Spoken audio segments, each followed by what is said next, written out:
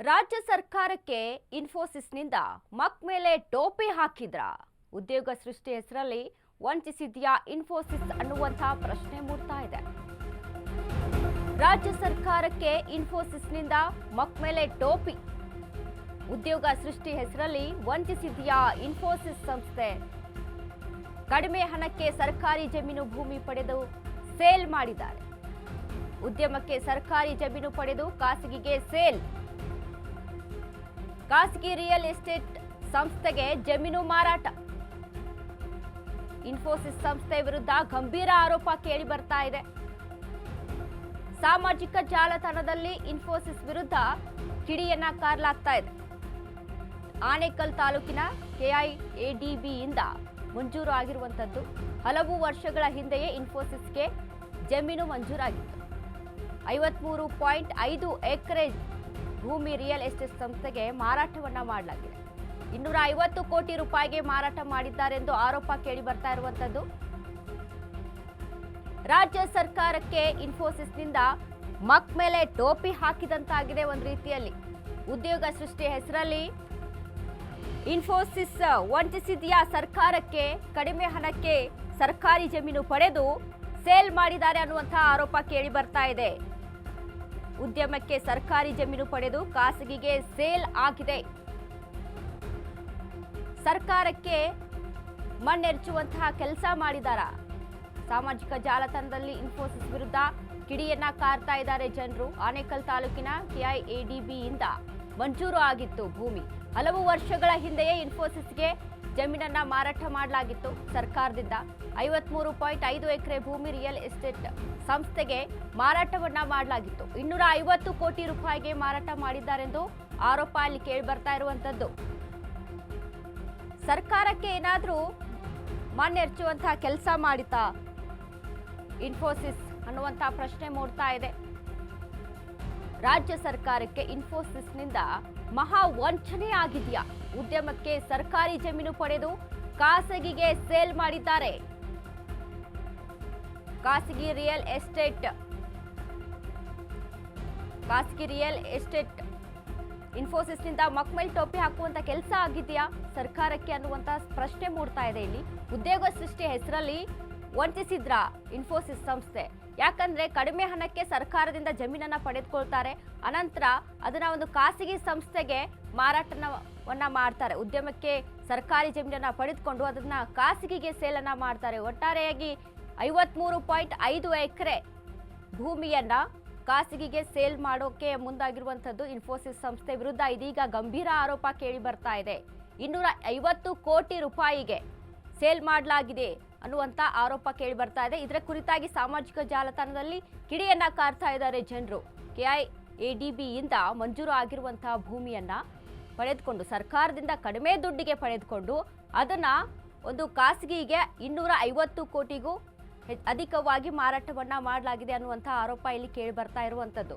ಹಾಗಾದ್ರೆ ಸರ್ಕಾರದಿಂದ ಜಮೀನನ್ನ ಪಡೆದುಕೊಂಡು ಈ ರೀತಿಯಾಗಿ ಒಂದು ರೀತಿ ಸರ್ಕಾರಕ್ಕೆ ವಂಚನೆ ಮಾಡ್ತಾ ಇದೆಯಾ ಇನ್ಫೋಸಿಸ್ ಸಂಸ್ಥೆ? ಯಾಕಂದ್ರೆ ಇದನ್ನ ಮಾರ್ಕೆಟಿಂಗ್ ಆಗಿ ಒಂದು ಬಿಸ್ನೆಸ್ ರೀತಿಯಲ್ಲಿ ನಾವು ನೋಡ್ಕೋಬಹುದು.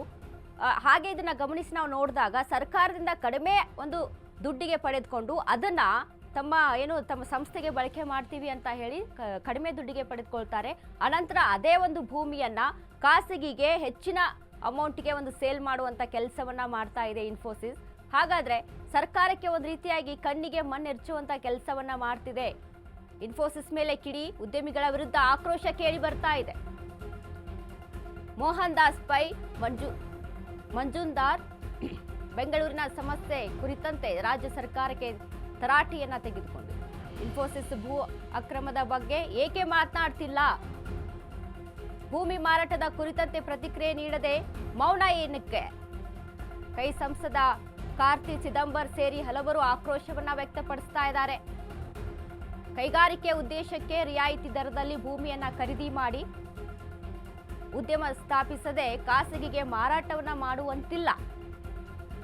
ಭೂಮಿ ಮರಳಿಸಿ ಹಣ ವಾಪಸ್ ಕೊಡಿ ಎಂದು ಒತ್ತಾಯ ಕೇಳಿ ಬರ್ತಾ ಇದೆ. ಕೈಗಾರಿಕೆ ಭೂಮಿ ನೀಡಿದ ರೈತರ ಬಗ್ಗೆ ಮಜುಂದಾರ್ ಟೀಕೆಯನ್ನ ಮಾಡಿದ್ದಾರೆ. ಈಗ ಏಕೆ ಮಾತನಾಡ್ತಿಲ್ಲ ಎಂದು ಕವಿತಾ ರೆಡ್ಡಿ ಪ್ರಶ್ನೆಯನ್ನ ಮಾಡಿದ್ದಾರೆ. ಬಂಡವಾಳಶಾಹಿ ರಿಯಲ್ ಎಸ್ಟೇಟ್ ಮಾಫಿಯಾ ಎಂದು ಕಿಡಿಯನ್ನ ಕಾರ್ತಾ ಇದ್ದಾರೆ.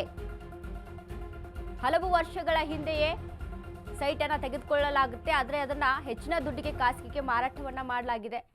ಇನ್ಫೋಸಿಸ್ ವಿರುದ್ಧ ಈ ರೀತಿಯಾಗಿ ಒಂದು ಆರೋಪ ಕೇಳಿ ಬರ್ತಾ ಇರುವಂತದ್ದು. ಯಾಕೆ ಇದನ್ನ ಸರ್ಕಾರ ಪ್ರಶ್ನೆ ಮಾಡ್ತಿಲ್ಲ ಅಂದ್ರೆ, ಸರ್ಕಾರದಿಂದ ಏನು ನೀವು ಸುಳ್ಳು ಹೇಳಿಕೆಯನ್ನ ಕೊಟ್ಟು ತೆಗೆದುಕೊಂಡಿದ್ದೀರಾ, ನಿಮ್ಮ ಒಂದು ಸಂಸ್ಥೆಗೆ ಬಳಕೆ ಮಾಡ್ತೀವಿ ಅಂತ ಸೈಟ್ ಅನ್ನ ತೆಗೆದುಕೊಂಡು ಇದೀಗ ಅದನ್ನ ಖಾಸಗಿಗೆ ಹೆಚ್ಚಿನ ದುಡ್ಡಕ್ಕೆ, ಒಂದು ಹೆಚ್ಚಿನ ಹಣಕ್ಕೆ ಮಾರಾಟವನ್ನ ಮಾಡ್ತಾ ಇದ್ದೀರಾ.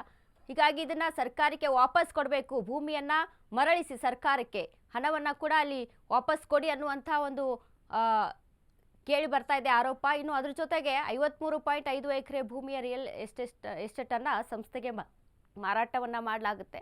250 ಕೋಟಿ ರೂಪಾಯಿಗೆ ಮಾರಾಟ ಮಾಡಿದ್ದಾರೆ. ಹೀಗಾಗಿ ಸಾಕಷ್ಟು ಒಂದು ರೀತಿಯಾಗಿ ಆರೋಪವನ್ನ ಕೇಳಿ ಬರ್ತಾ ಇರುವಂತದ್ದು ಇನ್ಫೋಸಿಸ್ ಸಂಸ್ಥೆಯ ವಿರುದ್ಧ. ಕಡಿಮೆ ಹಣಕ್ಕೆ ಸರ್ಕಾರಿ ಜಮೀನನ್ನ ತೆಗೆದುಕೊಂಡು ಅದನ್ನ ತಮ್ಮ ಕೆಲಸಕ್ಕೆ ಬಳಸಿಕೊಳ್ಳದೆ, ತಮ್ಮ ಸಂಸ್ಥೆಗೆ ಬಳಸಿಕೊಳ್ಳದೆ ಅದನ್ನ ಒಂದು ಖಾಸಗಿಯಾಗಿ ಮಾರಾಟವನ್ನ ಮಾಡ್ತಾ ಇರುವಂಥದ್ದು ಎಷ್ಟರ ಮಟ್ಟಿಗೆ ಸರಿ? ಇನ್ಫೋಸಿಸ್ ಸರ್ಕಾರಕ್ಕೆ ಒಂದು ಸರ್ಕಾರದ ಕಣ್ಣಿಗೆ ಮಣ್ಣಿರ್ಚುವಂಥ ಕೆಲಸವನ್ನ ಮಾಡ್ತಾ ಇದೆ ಇದು.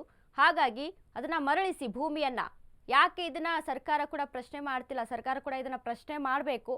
ಸರ್ಕಾರದಿಂದ ನೀವು ಈ ರೀತಿಯಾಗಿ ಪಡೆದುಕೊಂಡು ಅದನ್ನ ಒಂದು ರೀತಿ ಇದು ಮಾಫಿಯಾ ಅಂತಾನೂ ಹೇಳ್ಬೋದು. ಮಾಫಿಯಾ ಮಾಡ್ತಾ ಇದ್ದೀರಾ, ಒಂದು ರೀತಿಯಲ್ಲಿ ಭೂ ಮಾಫಿಯಾನ ಮಾಡ್ತಾ ಇದೀವಿ ಈ ಸಂಸ್ಥೆ ಅನ್ನುವಂಥ ಆರೋಪ ಕೇಳಿ ಬರ್ತಾ ಇದೆ. ಇದ್ರ ಕುರಿತಾಗಿ ಸಾಮಾಜಿಕ ಜಾಲತಾಣದಲ್ಲಿ ಎಲ್ಲರೂ ಕೂಡ ಪ್ರಶ್ನೆಯನ್ನ ಮಾಡ್ತಾ ಇದ್ದಾರೆ. ಉದ್ಯಮಿಗಳು ಪ್ರಶ್ನೆಯನ್ನ ಮಾಡ್ತಾ ಇರುವಂಥದ್ದು, ಆನೇಕಲ್ ತಾಲೂಕಿನಲ್ಲಿ ಮಂಜೂರಾಗಿರುವಂತಹ ಭೂಮಿ ಇದು. ಅಲ್ಲಿಂದ ಮಂಜೂರಾದಂಥ ಭೂಮಿಯನ್ನ ತೆಗೆದುಕೊಂಡು ಅದನ್ನ ಖಾಸಗಿ ಸಂಸ್ಥೆಗೆ ಮಾರಾಟ ಮಾಡೋಕೆ, ಖಾಸಗಿಯಾಗಿ ಮಾರಾಟ ಮಾಡೋಕೆ ಮುಂದಾಗಿದೆ ಇನ್ಫೋಸಿಸ್ ಸಂಸ್ಥೆ. ಇದನ್ನ ಒಂದು ಭೂಮಿಯನ್ನ ಮರಳಿಸಬೇಕು, ಇಲ್ಲ ಅಂತ ಅಂದ್ರೆ ಹಣವನ್ನ ಅಲ್ಲಿ ಕೊಡಬೇಕು ಅನ್ನುವಂಥ ಆರೋಪವನ್ನು ಉದ್ಯಮಿಗಳು ಕೂಡ ಮಾಡ್ತಾ ಇರುವಂಥದ್ದು. ಇನ್ಫೋಸಿಸ್ ಸಂಸ್ಥೆ ವಿರುದ್ಧ ಗಂಭೀರ ಆರೋಪ ಇದು. ಸಾಮಾಜಿಕ ಜಾಲತಾಣದಲ್ಲಿ ಇನ್ಫೋಸಿಸ್ ಸಂಸ್ಥೆ ವಿರುದ್ಧ ಕಿಡಿಯನ್ನ ಕಾರ್ತಾ ಇದ್ದಾರೆ. ಇನ್ಫೋಸಿಸ್ ಅಂತ ಅಂದರೆ ನಮ್ಗೆಲ್ರಿಗೂ ಅಂದರೆ ಒಂದು ರೀತಿಯಾಗಿ IT-BT ಕಂಪ್ನಿಗಳಲ್ಲಿ ಅದೊಂದು ದೊಡ್ಡ ಸಂಸ್ಥೆ. ಹೀಗಾಗಿ ಅಲ್ಲಿ ಕೆಲಸ ಮಾಡಬೇಕು ಅಂತ ಅಂದ್ರೆ ಕೆಲವೊಂದು ಎಷ್ಟೋ ಜನರು ಕನಸನ್ನ ಕೂಡ ಕಟ್ಕೊಂಡಿರ್ತಾರೆ IT-ಯಲ್ಲಿ ಕೆಲಸ ಮಾಡೋರಂಥವ್ರು. ಹಾಗಾಗಿ ಇಂಥ ಒಂದು ದೊಡ್ಡ ಸಂಸ್ಥೆ ಈ ರೀತಿಯಾಗಿ ಸರ್ಕಾರಕ್ಕೆ ಒಂದು ಮಣ್ಣೆರ್ಚುವಂಥ ಕೆಲಸ ಮಾಡ್ತಿದೆಯಾ ಅಂತ ಅಂದರೆ ಅದನ್ನು ನಮಗೂ ಕೂಡ ಅಂದರೆ ಅರಗಿಸ್ಕೊಳ್ಳೋಕೆ ಆಗ್ತಲ್ಲ. ಈ ರೀತಿಯಾಗಿ ಮಾಡ್ತಾ ಈ ಒಂದು ಇನ್ಫೋಸಿಸ್ ಸಂಸ್ಥೆ ಅನ್ನುವಂಥ ಒಂದು ರೀತಿಯಾದಂಥ ಪ್ರಶ್ನೆ ಮೂಡ್ತಾ ಇದೆ. ಯಾಕಂದರೆ ಸರ್ಕಾರದಿಂದ ಭೂಮಿಯನ್ನು ತೆಗೆದುಕೊಂಡು ಅದನ್ನು ಒಂದು ರೀತಿಯಾಗಿ ಮಾರ್ಕೆಟ್ ಅಂದರೆ ಬಿಸ್ನೆಸ್ ರೀತಿಯಲ್ಲಿ ಮಾರ್ಕೆಟಿಂಗ್ ಮಾಡೋಕ್ಕೆ ಹೊರಟಿರುವಂಥದ್ದು. 53.5 ಎಕರೆ ಭೂಮಿಯನ್ನು ಅಲ್ಲಿ ಸಂಸ್ಥೆಗೆ ಮಾರಾಟ ಮಾಡೋಕ್ಕೆ ಮುಂದಾಗಿರುವಂಥದ್ದು. 250 ಕೋಟಿಗೂ ಮಾರಾಟವನ್ನ ಮಾಡಿದ್ದಾರೆ. 11 ವಿಲೇಜಸ್ ನ ರೈತರು KDPA ಲ್ಯಾಂಡ್ ಅಕ್ವಿಸಿಷನ್ ವಿರುದ್ಧ ಪ್ರೊಟೆಸ್ಟ್ ಮಾಡ್ತಾ ಇದ್ದಾರೆ. ಸುಮಾರು ಅಲ್ಲಿ 2500 ಎಕರೆನ ಅಕ್ವೈರ್ ಮಾಡ್ಲಿಕ್ಕೆ KDPA ಅವರು ಅದು ಬಂಜರು ಭೂಮಿ, ಫರ್ಟೈಲ್ ಲ್ಯಾಂಡ್ ನ ಅಗ್ರಿಕಲ್ಚರ್ ಮಾಡ್ತಾ ಇರುವಂತಹ ಲ್ಯಾಂಡ್ ನ ಬಂಜರು ಭೂಮಿ ಅಂತ ಹೇಳಿ ಅಕ್ವೈರ್ ಮಾಡೋದಕ್ಕೆ ಹೊರಟಿದ್ದಾರೆ. ಇದು ಸ್ಪೆಸಿಫಿಕ್ ಆಗಿ ಯಾಕೆ KDPA ಒಂದು ರಿಯಲ್ ಎಸ್ಟೇಟ್ ದಂಧೆ ಆಗಿದೆ ಅನ್ನೋದಕ್ಕೆ ಒಂದು ದೊಡ್ಡ ಉದಾಹರಣೆ ಇವತ್ತಿನ ಕನ್ನಡಪ್ರಭ ನಲ್ಲಿ ಬಂದಿರುವಂತಹ ನ್ಯೂಸ್.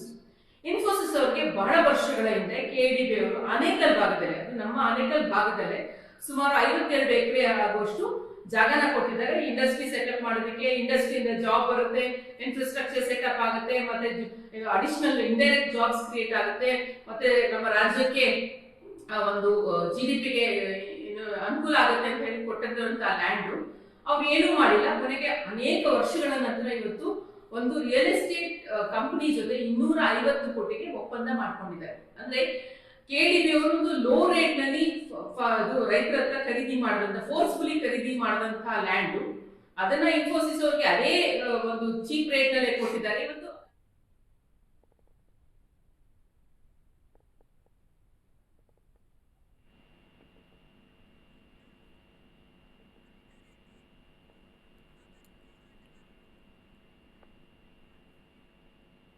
ಸರ್, ನಮ್ಮ ಜೊತೆಗೆ ಮಾತನಾಡೋದಕ್ಕೆ ಸಾಮಾಜಿಕ ಹೋರಾಟಗಾರ್ತಿ ಆದಂತ ಕವಿತಾ ರೆಡ್ಡಿ ಅವರಿದ್ದಾರೆ.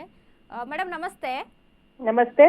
ಈ ರೀತಿಯಾಗಿ ಇನ್ಫೋಸಿಸ್ ಸಂಸ್ಥೆ ಸರ್ಕಾರದಿಂದ ಒಂದು ಭೂಮಿಯನ್ನ ಖರೀದಿಸಿಕೊಂಡು ಈ ರೀತಿಯಾಗಿ ಖಾಸಗಿಯಾಗಿ ಮಾರಾಟ ಮಾಡೋಕೆ ಮುಂದಾಗಿದೆ. ಏನೆಲ್ಲ ಈ ರೀತಿಯಾಗಿ ಒಂದು ರೀತಿಯಾಗಿ ಸರ್ಕಾರಕ್ಕೆ ಮಣ್ಣೆರ್ಚುವಂತ ಕೆಲಸ ಮಾಡ್ತಾ ಇದೆ ಅನಿಸ್ತಿಲ್ವಾ?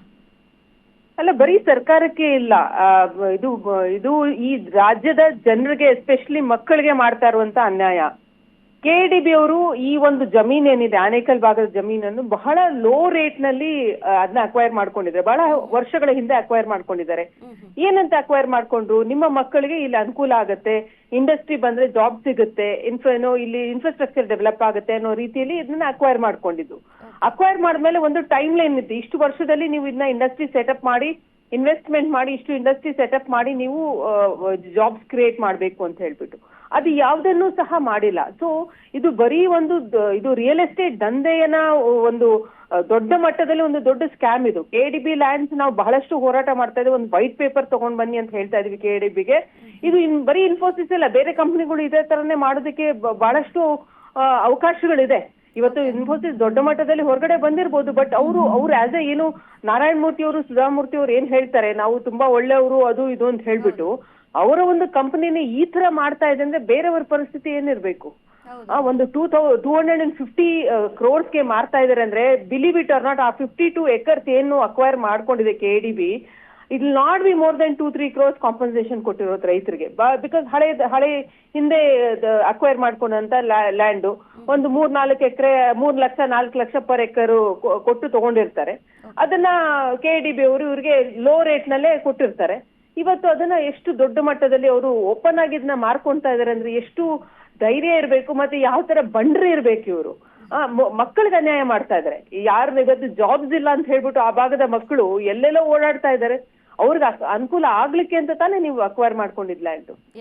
ಸೊ ಇದು ನಾವು ಒಂದೇ ಡಿಮಾಂಡ್ ನಮ್ದು, KDB irrespective of political parties, KDB land acquisition ಏನ್ ಮಾಡಿದೆ ಅದ್ರದ್ದೊಂದು ವೈಟ್ ಪೇಪರ್ ಆಡಿಟ್ ಮಾಡಿ, ಕಂಪ್ಲೀಟ್ ಆಡಿಟ್ ಮಾಡಿ, ಎಷ್ಟು ಅಕ್ವೈರ್ ಮಾಡ್ಕೊಂಡಿದ್ರ, ಎಷ್ಟು ರೈತರಿಗೆ ನೀವು ಕಾಂಪನ್ಸೇಷನ್ ಕೊಟ್ಟಿರಾ, ಯಾವ್ಯಾವ ರೈತರಿಗೆ ಕಾಂಪನ್ಸೇಷನ್ ಕೊಟ್ಟಿಲ್ಲ ಇನ್ನ, ಮತ್ತೆ ಇವ್ರು ಯಾರು ತಗೊಂಡಿದ್ದಾರೆ, ಯಾರ್ಯಾರು ತಗೊಂಡಿದ್ದಾರೆ, ಎಷ್ಟೆಷ್ಟು ಇದು ಇಂಡಸ್ಟ್ರಿ ಸೆಟಪ್ ಮಾಡಿದ್ರೆ, ಎಷ್ಟು ಜಾಬ್ಸ್ ಕೊಟ್ಟಿದ್ದಾರೆ, ಮುಖ್ಯವಾಗಿ ನಮ್ಮ ರಾಜ್ಯದ ಮಕ್ಕಳಿಗೆ ಎಷ್ಟು ಜನಕ್ಕೆ ಜಾಬ್ಸ್ ಕೊಟ್ಟಿದ್ದಾರೆ.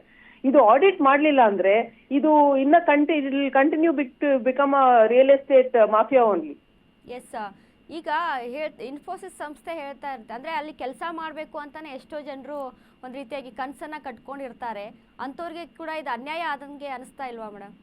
ಖಂಡಿತ, ನಾವ್ ಅದನ್ನೇ ಹೇಳ್ತಾ ಇರೋದು. ಒಂದು ಹೌದಪ್ಪ, ಡೆವಲಪ್ಮೆಂಟ್ಗೆ ಇಂಡಸ್ಟ್ರೀಸ್ಗೆ ಅಂತ ಹೇಳ್ಬಿಟ್ಟು ಜಾಗ ಅಕ್ವೈರ್ ಮಾಡ್ಕೊಳೋದು ಒಂದು ನ್ಯಾಯ ರೀತಿಯಲ್ಲಿ ಇದು ರೈತರಿಗೆ ಕಾಂಪನ್ಸೇಷನ್ ಕೊಟ್ಟು ಏನ್ ತಪ್ಪಿಲ್ಲ.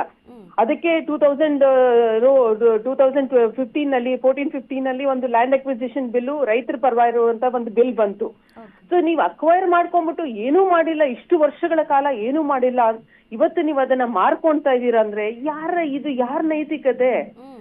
ನೈತಿಕತೆ ನಾವು ಪ್ರಶ್ನೆ ಮಾಡೋದು? ಇನ್ಫೋಸಿಸ್ ನಾರಾಯಣ ಮೂರ್ತಿ ಅವ್ರದ, ಸುಧಾಮೂರ್ತಿ ಅವತ್ತು MP ಆಗಿರುವಂತ ಸುಧಾಮೂರ್ತಿ ಅವ್ರದ, ಅಥವಾ ಎಲ್ಲ ಇಂಡಸ್ಟ್ರೀಸ್ ನ ಒಂದು ಕಂಪ್ಲೀಟ್ ಮಾರಲ್ ಬ್ಯಾಂಕ್ರಪ್ಸಿನ ನಾವು ಪ್ರಶ್ನೆ ಮಾಡ್ಬೇಕಾ, ಅಥವಾ KDBನ ಒಂದು ಏನು ಬೇಜವಾಬ್ದಾರಿತನ ಲ್ಯಾಪ್ಸ್ ಅವ್ರು ಅಕ್ವೈರ್ ಮಾಡ್ಕೊಂಡಿದ್ದು ಕೊಟ್ಟಿದ್ದಂತ ಲ್ಯಾಂಡ್ ನಲ್ಲಿ ಏನ್ ನಡೀತಾ ಇದೆ ಅಂತ ಗೊತ್ತಿಲ್ಲ ಅಂತ ಹೇಳಿದ್ರೆ, then there should be something very seriously wrong with KDB. Yes, ಈ ಕಡೆ ಒಂದು ರೀತಿಯಾಗಿ ಸರ್ಕಾರ ಕೂಡ ಗಮನ ಹರಿಸಬೇಕು ಅನ್ನುವಂತ ಒತ್ತಾಯ ಮಾಡ್ತೀರಾ ಹೇಗೆ? ಖಂಡಿತ, ನಾವು ಅದನ್ನೇ ಡಿಮಾಂಡ್ ಮಾಡ್ತಾ ಇರೋದು. ನಾವು ಪ್ರತಿ ಬಾರಿ ಇವಾಗ ರಾಹುಲ್ ಗಾಂಧಿ ಅವ್ರಿಗೂ ನಮ್ಮ ಭಾಗದ ರೈತರು ಇನ್ನ ಮತ್ತೆ ಹೋಗಿ ಅಲ್ಲಿ 2500 ಎಕರೆ ಮತ್ತೆ ಅಕ್ವೈರ್ ಮಾಡಕ್ ಹೋಗಿದ್ದಾರೆ ಸರ್ಜಾಪುರ ಹೋಬಳಿಲಿ. ಫಲವತ್ತಾದ ಭೂಮಿನ ಇದು KDB ಅವರು ಬಂಜರು ಭೂಮಿ ಅಂತ ಹೇಳಿ ಡಿಕ್ಲೇರ್ ಮಾಡಿ ಅದನ್ನ ಇದು ಅಕ್ವೈರ್ ಮಾಡಕ್ ಹೊರಟಿದ್ದಾರೆ. ಅಲ್ಲಿ ರೈತರು ಸುಮಾರು ಒಂದು 700 ದಿನದಿಂದ ಹೋರಾಟ ಮಾಡ್ತಾ ಇದ್ದಾರೆ ಆ ಭಾಗದ ರೈತರು. ಸೊ ನಮ್ದು ಇಷ್ಟೇನೆ, ನೀವು ಫಲವತ್ತಾದ ಭೂಮಿನ ಬ್ಯಾರನ್ ಭೂಮಿ ಅಂತ ಹೇಳ್ತೀರಾ, ಲೋ ಕಾಸ್ಟ್ ನಲ್ಲಿ ಅಕ್ವೈರ್ ಮಾಡ್ಕೊಂತೀರಾ, ಮತ್ತೆ ಅಲ್ಲಿರೋ ಮಕ್ಕಳಿಗೆ ಅಲ್ಲಿ ಆ ಕೊಡೋ ದುಡ್ಡಿನಲ್ಲಿ ಪಕ್ಕದಲ್ಲಿ ಒಂದು ಸೈಟು ತಗೊಳಕ್ ಆಗೋದಿಲ್ಲ ಅಂತ ಪರಿಸ್ಥಿತಿ ಇವತ್ತು ರೈತರಿಗೆ ಬರ್ತಾ ಇದೆ. ಅದು ಭೂಮಿಲಿ ಏನೋ ಮಾಡ್ಕೊಂತಾರೆ, ಅವರು ಜೀವನ ಇದು ಲೈವ್ಲಿಹುಡ್ ಮಾಡ್ಕೊಂತಾರೆ. ನೀವು ಅದನ್ನ ಕಿತ್ಕೊಂಡು ಒಂದ್ ಪಕ್ಕದಲ್ಲಿ ಒಂದ್ ಸೈಟು ಒಂದ್ ಮನೆ ಕಟ್ಕೊಳಕ್ ಆಗಲ್ಲ ಅಂತ ಹೇಳಿದ್ರೆ ಮತ್ತೆ ಜೀವನ ಹೆಂಗ್ ಮಾಡ್ತಾರೆ ರೈತರು? ಸೊ ನಾವು ಇದನ್ನ ಗಮನಕ್ಕೆ ತರ್ತೀವಿ. ನಮ್ದು ಒಂದೇ ಡಿಮಾಂಡು, ಆಡಿಟ್ ಆಗ್ಬೇಕು, ಕಂಪ್ಲೀಟ್ ಆಡಿಟ್ ಆಗ್ಬೇಕು KDB ಲ್ಯಾಂಡ್ಸ್ದು. ಯಾಕಂದ್ರೆ KDB ಲ್ಯಾಂಡ್ಸ್ ಅಕ್ವಿಸಿಷನ್ ಆಗಿದ ತಕ್ಷಣ ಬಹಳಷ್ಟು ಪಾಲಿಟಿಷಿಯನ್ಸ್, ಅಫಿಷಿಯಲ್ಸ್, ಬ್ಯೂರೋಕ್ರಾಟ್ಸ್ ಎಲ್ಲ ಗೊತ್ತಿರುತ್ತೆ. ಅವ್ರವ್ರೇ ಇದು ರೈತರ ಹತ್ರ ಲ್ಯಾಂಡ್ ಖರೀದಿ ಮಾಡ್ಕೊಂಡ್ಬಿಡ್ತಾರೆ ಇನ್ನ ಲೆಸ್ ರೇಟ್ ನಲ್ಲಿ. ಸೊ ಈ ತರನು ನಡೀತಾ ಇದೆ. ಇದು ಎಲ್ಲ ಕಡಿವಾಣ ಹಾಕ್ಬೇಕು ಅಂದ್ರೆ KDB rules and regulation change ಮಾಡಿ ಮೊದಲು ಒಂದು ಹ್ಯೂಜ್ ಆಡಿಟ್ ಏನಿದೆ, 1,60,000 ಏನು ಲ್ಯಾಂಡ್ ಅಕ್ವಿಸಿಷನ್ ಆಗಿದೆ ಎಕರೆ, ಅದನ್ನ ಒಂದು ಆಡಿಟ್ ಮಾಡಿ. ನೀವು ಆಡಿಟ್ ಮಾಡಿ ಅದು ಇದು ಜನಕ್ಕೆ ತಿಳಿಸ್ಬೇಕಲ್ಲ, ಎಷ್ಟು ಮಂದಿ ಕೆಲಸ ಕೊಟ್ಟಿದ್ದೀರಾ ಅಂತ ಹೇಳಿ. ಹೌದೌದು. ಸೊ ಈಗ ಸರ್ಕಾರ ಇದ್ರ ಹತ್ರ ಗಮನ ಹರಿಸಬೇಕು ಅನ್ನುವಂಥದ್ದು ನಿಮ್ದು ಕೂಡ ಒತ್ತಾಯ ಆಗಿದೆ. ಖಂಡಿತ ಮಾಡ್ಲೇಬೇಕು. ಈಗ ಜನಪರ ಸರ್ಕಾರ, ರೈತರ ಪರ ಸರ್ಕಾರ ಅಂದ್ಮೇಲೆ ಇದು ಮಾಡ್ಲಿಲ್ಲ ಅಂದ್ರೆ ಏನು ವಾಟ್ ಇಸ್ ದಿಸ್ ಥಿಂಗ್? ಬರೀ ಇಂಡಸ್ಟ್ರೀಸ್ ಅಂತ ಹೇಳಿ ನೀವು ಸುಳ್ಳು ಹೇಳ್ಕೊಂಡು MOUಗಳು ಮಾಡ್ಕೊಂಡು ಅಗ್ರಿಮೆಂಟ್ಗಳು ಮಾಡ್ಕೊಂಡು ಜಮೀನ್ ತಗೊಂಡು ನಮ್ ಮಕ್ಕಳಿಗೆ ಕೆಲಸ ಕೊಡಲ್ಲ ಅಂದ್ರೆ there is very seriously wrong something with the way industry is in ನಮ್ಮ ದೇಶದಲ್ಲಿ. Yes madam, thank you so much madam ನಮ್ಮ ಜೊತೆ ಮಾತನಾಡಿದ್ದಕ್ಕೆ.